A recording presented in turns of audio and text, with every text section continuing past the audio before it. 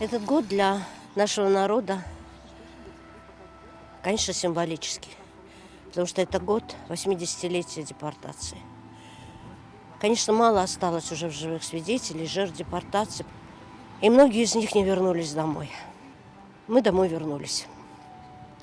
И в память годовщины депортации, 80-летней годовщины депортации, Харадзинис Продакшн, а также люди, которые вот здесь рядом живут, откликнулись на наш призыв.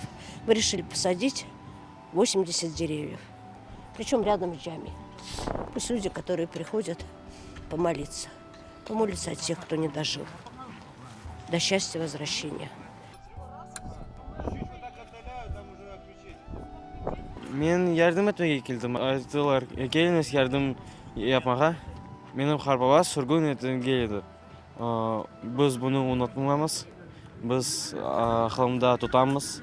Біз білеміз оны. Здесь мы решили в этом районе, в таком месте, посадить 80 ясеней и 80 деревьев павловния, чтобы показать, что наше дело здесь созидать, что Крым должен быть зеленым, красивым, уютным.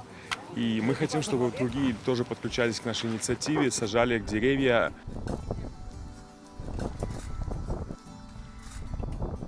Нет, наверное, такой крымско-татарской семьи, которую бы не коснулась трагедия, произошедшая с нашими предками 80 лет назад. И вот та акция, которая сегодня прошла, я думаю, должна стать примером для всех наших соотечественников, чтобы та память о тех трагических днях жила вот в этих деревьях. И вот дерево как символ ростка, как символ возрождения давало возможность молодежи все-таки уверенно смотреть вперед и думать о будущем.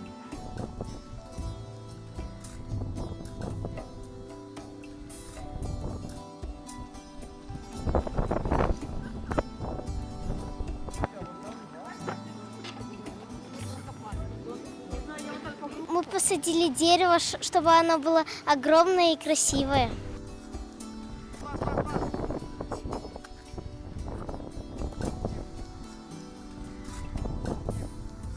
Прорастать корнями в землю – это именно то, ради чего мы вернулись. Да? Это то, что нас держит с этой землей.